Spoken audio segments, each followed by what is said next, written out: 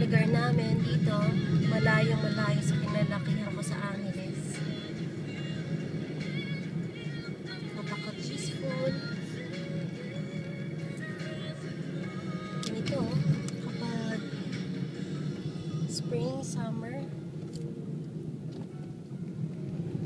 green lang ang makikita mo. Ang sarap magmasdan. Pero nakakamiss din syempre yung ingay ng Angeles, ha.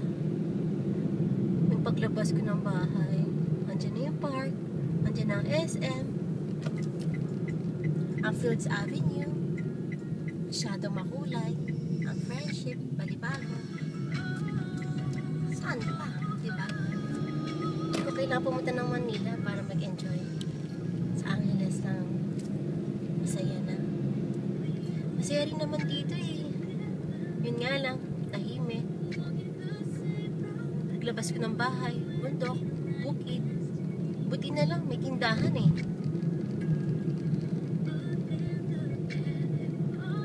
Siyempre, may internet. Kaya hindi ako masyado nakakaramdam ng homesick. Pero minsan, nakakamiss yung ingay ng tricycle at saka ng mga jeep. Lalo yung mga ingay ng bata. Sa 6th Street lang eh. Sobrang dami.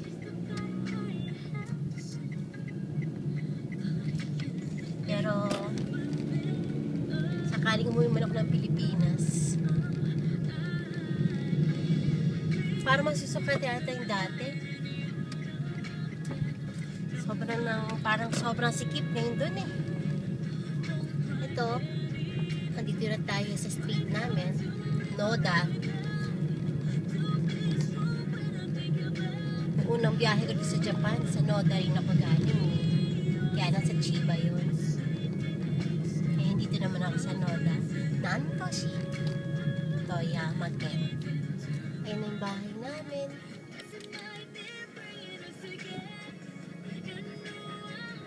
Oh,